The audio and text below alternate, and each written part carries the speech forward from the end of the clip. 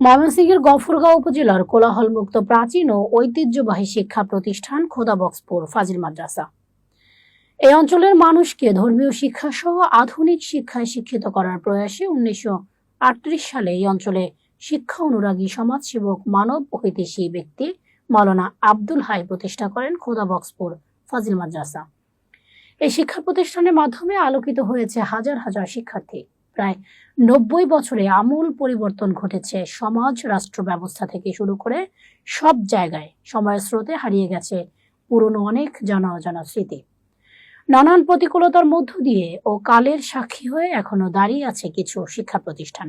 তেমনি একটি শিক্ষা প্রতিষ্ঠান খোদাবক্সপুর ফাজিল মাদ্রাসা। খোদাবক্সপুর ফাজিল মাদ্রাসাটি ব্রিটিশ, পাকিস্তান ও বাংলাদেশের ইতিহাসে 3 অধ্যায়ের সাক্ষী হিসেবে এখনো বুক উঁচু করে দাঁড়িয়ে আছে।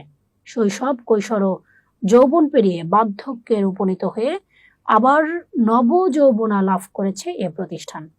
সকল পাবলিক পরীক্ষায় শতভাগ পাশের রেকর্ড গড়ে দৃপ্ত পদক্ষেপে এগিয়ে চলছে সাফল্যের শিখর পানে। সুবিশাল মাঠ, সুরক্ষিত দৃষ্টিনন্দন বিদ্যালয় ভবন এবং মনোমুগ্ধকর পরিবেশ এই প্রতিষ্ঠান সকলে মুগ্ধ করে। এই প্রতিষ্ঠানে রয়েছে একঝাঁক মেধাবী শিক্ষক মণ্ডলী, যারা নিজের সন্তানের মতো যত্নে পাঠদান করান। খোদাবক্সপুর ফাজিল মাদ্রাসায় বর্তমানে 35 জন শিক্ষক রয়েছে।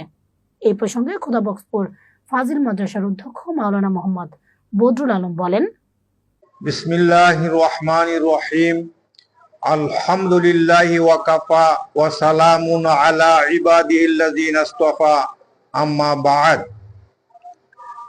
আমি মোহাম্মদ বদরুল আলম, অধ্যক্ষ খোদাবক্সপুর ফাজিল মাদ্রাসা, গফরগাঁও, ময়মনসিংহ। এই মাদ্রাসাটি একটি অতি পুরাতন ঐতিহ্যবাহী মাদ্রাসা।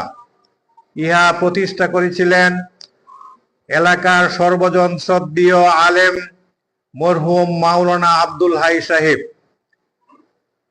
তৎকালীন সময়ের দানবীর মানুষদের দান এবং জমি জমা প্রদানের মাধ্যমে এই প্রতিষ্ঠান প্রতিষ্ঠিত হয়েছিল। এই মাদ্রাসার স্থাবর অস্থাবর অনেক সম্পদ আছে।